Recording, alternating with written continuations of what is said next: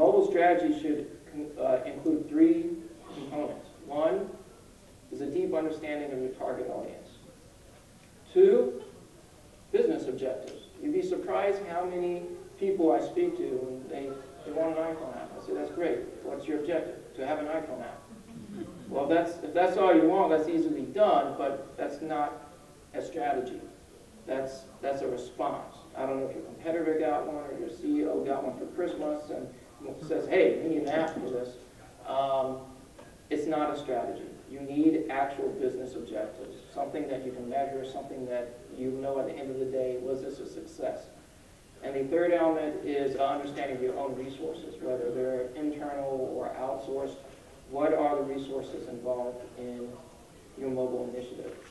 If you're one of those people and your mobile strategy does look like a checklist that simply says iPhone app, which was a slide I had,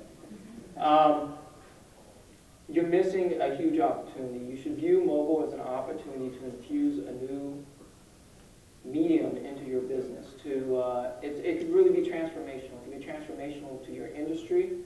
A lot of industries are being disrupted, if you saw my earlier presentation. It could be transformational to your company, and it could be transformational to your product. That's how you need to think of mobile. Think big. This is not just, let's take a slice of our media budget and do something in mobile. How about an iPhone app? By thinking big, by focusing on those three areas, you're able to define a mobile strategy that will actually allow you to get more of a budget because you're actually tying your strategy to something. You're showing your coworkers, or if you're the boss, you're doing the right thing for the shareholders. You are really building a strategy that's going to take you into the future, not next week. If Apple disappeared next month, it won't happen. But if it did, your mobile strategy is still healthy and alive. That's a technical hurdle you'll have to get over, not a strategic one.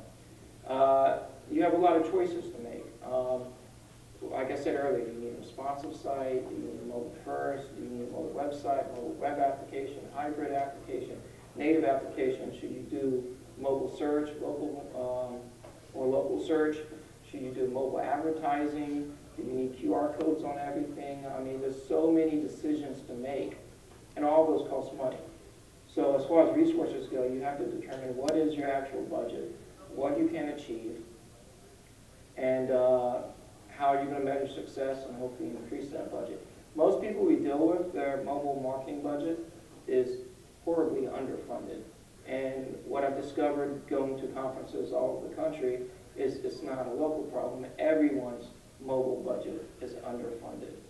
And one of the reasons is because they do say, well, it's just an iPhone app. How much is that going to cost? $15,000? There's your budget. So you actually have to go back and change the whole conversation away from let's get an iPhone app to let's discuss what mobile really means to our business. And to discuss what mobile means to your business, you have to discuss what does mobile mean to our users, our target audience. And there's two ways I suggest to do that. One is quantitative research. There's a lot of data available, depending on what industry you're in, that provides big numbers. How many, earlier I mentioned Manhattan research. If you're marketing in the healthcare or medicine, you might want to know how many oncologists have BlackBerries versus iPhone.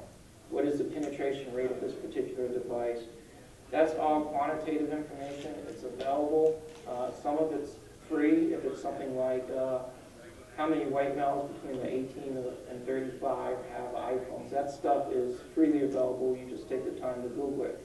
But if you want to get more specific with quantitative data, you likely have to buy some research.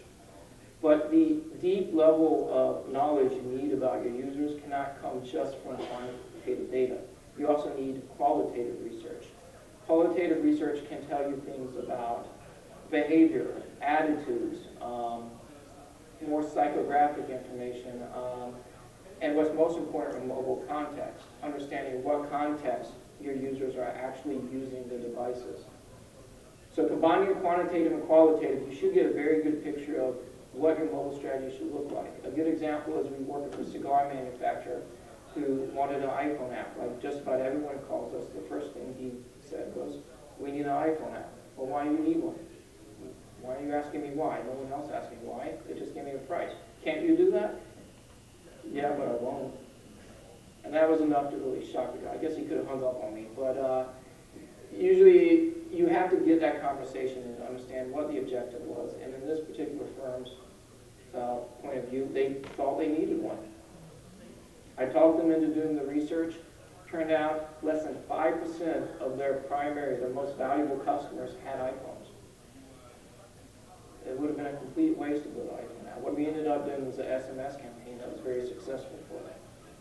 But there's so much hype around smartphones, and especially Apple's products, that people almost have a knee-jerk reaction to, we need this, we need this, we need this, without really understanding what that means to their business. So quantitative, qualitative, understand your target audience.